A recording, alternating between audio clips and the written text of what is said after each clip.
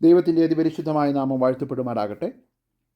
കർത്താവായ യേശുക്രിസ്തുവിൻ്റെ ക്രൂശുമരണവും അടക്കവും ഉയർത്തെഴുന്നേൽപ്പും ധ്യാനിച്ചുകൊണ്ടിരിക്കുന്ന ഈ വാരാന്ത്യത്തിൽ അതിനോട് ബന്ധപ്പെട്ട ഒരു ചിന്ത നിങ്ങളുമായിട്ട് പങ്കുവയ്ക്കുവാൻ ഞാൻ ആഗ്രഹിക്കുകയാണ്. 1 കൊരിന്ത്യർ 2 അധ്യായം 2, 3, 4, 5 വാക്യങ്ങളിൽ പൗലോസ് പറയുന്ന വളരെ ശക്തമായിട്ടുള്ളതായ ഒരു കാര്യം ഞാൻ തുടക്കത്തിൽ തന്നെ പറയുവാൻ ആഗ്രഹിക്കുകയാണ്. ക്രൂശിക്കപ്പെട്ടവനായ ക്രിസ്തുവിനെ അല്ലാതെ മറ്റൊന്നും അറിയാത്തവനായ നിങ്ങളുടെ ഇടയിൽ ഇരിക്കണമെന്ന് ഞാൻ ആഗ്രഹിക്കുന്നു. എന്താണ് പൗലോസ് പറയുന്നത്? ഞങ്ങളുടെ ശുശ്രൂഷയിൽ, എൻ്റെ ശുശ്രൂഷയിൽ ക്രൂശിക്കപ്പെട്ടവനായ ക്രിസ്തുവിനെ അല്ലാതെ ഒന്നും പ്രസംഗിക്കുവാൻ എനിക്ക് ഇടയായിത്തീരരുത്. കാരണം മറ്റു പല കാര്യങ്ങൾ പറയുവാനായിട്ട് ഞാൻ പ്രേരിക്കപ്പെടുമ്പോഴും അതിൽ നിന്ന് പിന്തിരിയുവാനുള്ള കൃപ എനിക്ക് വേണം. കാരണം യേശു ക്രിസ്തുവിൻ്റെ ക്രൂശിൽ അതിൽ തന്നെ പവർഫുള്ളാണ്.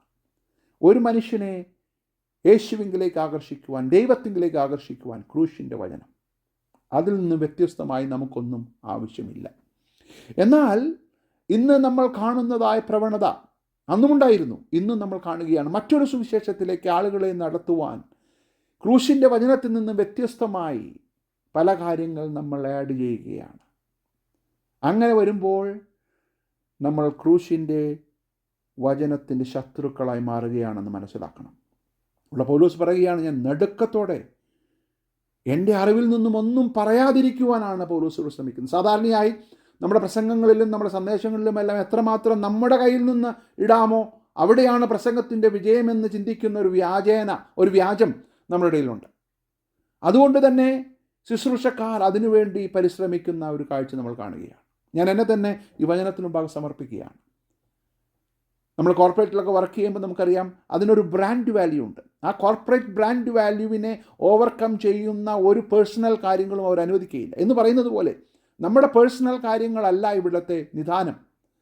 യേശു ക്രിസ്തുവിൻ്റെ ക്രൂശാണ്. യേശു ക്രിസ്തുവിൻ്റെ ക്രൂശ് എന്ന ബ്രാൻഡ് വാല്യൂവിനെ ഓവർകം ചെയ്യുന്ന യാതൊരു കാര്യവും നമ്മൾ പ്രസൻറ്റ് ചെയ്യേണ്ട കാര്യമില്ല. അങ്ങനെ ആരെയും നമ്മൾ ആകർഷിക്കരുത്. അതാണ് പൗലോസ് ഇവിടെ പറയുന്നത്. നിങ്ങളുടെ വിശ്വാസത്തിന് ഞങ്ങളുടെ ജ്ഞാനമോ ഞങ്ങളുടെ കെട്ടുകഥകളോ ഒന്നും ആധാരമായി വരാതിരിക്കേണ്ടതിനെ യേശു ക്രിസ്തുവിൻ്റെ ക്രൂശ്, അവിടെയാണ് ദൈവത്തിൻ്റെ ശക്തി. നശിച്ചു പോകുന്നവർക്ക് അതൊരു ഭോഷത്വമാണ്. എന്നാൽ വിശ്വസിക്കുന്നവർക്ക് ദൈവശക്തിയായി രൂപാന്തരപ്പെടുന്ന ക്രൂശിൻ്റെ വചനം മാത്രം പ്രസൻറ്റ് ചെയ്യുവാൻ എന്നെ സഹായിക്കണമേ എന്നായിരിക്കണം നമ്മൾ പ്രാർത്ഥിക്കേണ്ടത്. അതിനനുസരിച്ചുള്ളൊരു ജീവിത ശൈലിക്കായിട്ട് നമ്മൾ സമർപ്പിക്കണം. അതിനെക്കുറിച്ചും പൗലോസ് പറയുന്നുണ്ട്.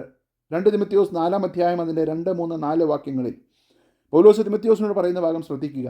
വചനം പ്രസംഗിക്കാം, സമയത്തിലും അസമയത്തിലും ഒരുങ്ങി നിൽക്കാം. തുറന്നു പറയുകയാണ്, അവർ പഥ്യോപദേശം പൊറുക്കാതെ കർണരസമാകുമാറ് സ്വന്തം മോഹങ്ങൾക്കൊത്തവണ്ണം ഉപദേഷ്ടാക്കന്മാരെ പെരുക്കുക. എന്താണ് ഇവിടെ പറയുന്നത്? ഒരു സമൂഹമുണ്ടാകും, അവർക്ക് കർണരസമാകുമാറുള്ള ഉപദേശം കേൾക്കണം. ക്രൂശിൻ്റെ വചനമല്ലാതെ മറ്റു പലതും കേൾക്കുവാൻ അവർ ആഗ്രഹിക്കുമ്പോൾ അതിന് തക്കതായ പ്രസംഗകരുണ്ടായിത്തീരുകയാണ്. നമ്മൾ ഈ വിതരണ മേഖലയിൽ പറയുന്നത് പോലെ ആവശ്യത്തിനനുസരിച്ചുള്ള ഉൽപ്പന്നങ്ങൾക്കനുസരിച്ചുള്ള വിതരണവും ഉണ്ടാകുന്നു, അല്ലേ? Demand and supply. അപ്പോൾ ഇവിടെ ഒരു വളരെ തെറ്റായിട്ടുള്ളതായ ഒരു ഡിമാൻഡ് ഉണ്ടാക്കുമ്പോൾ അതിനെ സാറ്റിസ്ഫൈ ചെയ്യുവാനായിട്ട് ഒരു കൂട്ടർ തയ്യാറാവുകയാണ്. ഡിമാൻഡ് കൂടുന്നു, സപ്ലൈ കൂടുന്നു എന്ന് പറയുന്നത് പോലെ ഇന്ന് ഒരുപാട് പേർ ക്രൂശിൻ്റെ ശത്രുക്കളായി മാറിക്കൊണ്ടിരിക്കുകയാണ്. കാരണം എന്താണ്? അവർക്ക് ഡിമാൻഡുണ്ട്. കർണരസമാകുമാറുള്ള ഉപദേശം കേൾക്കുവാനുള്ള ഡിമാൻഡ് ഉണ്ടപ്പോൾ അതിൽ നിന്നും ദ്രവ്യാഗ്രഹത്തിൻ്റെ ചതിയിൽ വീണ് അതിൽ നിന്നും പൈസ ഉണ്ടാക്കുവാൻ, വാണിജ്യവൽക്കരിക്കുവാൻ ആഗ്രഹിക്കുന്ന ഒരു കൂട്ടർ കൂണുപോലെ വളർന്നുകൊണ്ടിരിക്കുകയാണ്. ഈ സമയത്ത് നമുക്ക് പ്രാർത്ഥിക്കേണ്ടത്, ഈ വാരാന്ത്യത്തിൽ നമുക്ക് പ്രാർത്ഥിക്കേണ്ടത്, കർത്താവേ, ക്രൂശിൻ്റെ വചനത്തിൻ്റെ അടിസ്ഥാനത്തിൽ നിലനിൽക്കുവാൻ എന്നെ സഹായിക്കണമേ. അതെൻ്റെ ജീവിതശൈലിയിലും എൻ്റെ ശുശ്രൂഷയിലും അത് വെളിപ്പെടുവാൻ ഇടയായിത്തീരണമേ. ക്രൂശിൻ്റെ വചനത്തിൻ്റെ ശത്രുവായി ഞാൻ മാറുവാൻ ഇടയായിത്തീരരുത്. ഇതിൻ്റെ ഔട്ട്കം, വളരെ ദാരുണമായ ഒരു ഔട്ട്കം പൗലോസ് 3 അധ്യായം, ഫിലിപ്പി ലേഖനം 3 അധ്യായം അതിൻ്റെ 18, 19 വാക്യങ്ങളിൽ പറയുന്നുണ്ട്. ഞാൻ പലപ്പോഴും നിങ്ങളോട് പറഞ്ഞതുപോലെ അനേകർ ക്രിസ്തുവിൻ്റെ ക്രൂശിന് ശത്രുക്കളായി നടക്കുന്നു. അതിന് കാരണം എന്തുവാണ്? അവരുടെ അവസാന നാശം, അവരുടെ ദൈവം വയറ്, ലജ്ജയായതിൽ അവർക്ക് മാനം തോന്നുന്നു. അവർ ഭൂമിയിലുള്ളത് ചിന്തിക്കുന്നു. നോക്കുക, ഭൂമിയിലുള്ളതിനെ കുറിച്ചുള്ള പ്രസംഗങ്ങൾ, ഭൂമിയിലുള്ളതിനെക്കുറിച്ചുള്ള മോഹങ്ങൾ സൃഷ്ടിക്കുവാനുള്ള സന്ദേശങ്ങൾ. കാരണം എന്താണ്? അങ്ങനെയുള്ളതായ മോഹങ്ങൾ, കർണരസമാകുമാറുള്ള സന്ദേശങ്ങൾ കേൾക്കുവാനുള്ളൊരു ഗ്രൂപ്പിൻ്റെ ഡിമാൻഡിനനുസരിച്ച് വളരെ മോശമായ രീതിയിൽ അതിനെ സപ്ലൈ ചെയ്യുവാൻ ശ്രമിക്കുന്ന ഒരു കൂട്ടർ. എത്രയോ പരിതാപകരം. അവരുടെ വയറ് ആണ് അവരുടെ ദൈവം. ലജ്ജയായതിലാണ് അവർക്ക് മാനം തോന്നുന്നത്. എന്നാൽ പൗലോസ് പറഞ്ഞതുപോലെ യേശു ക്രിസ്തുവിൻ്റെ ക്രൂശിനോട് നമുക്ക് നീതി പുലർത്താം.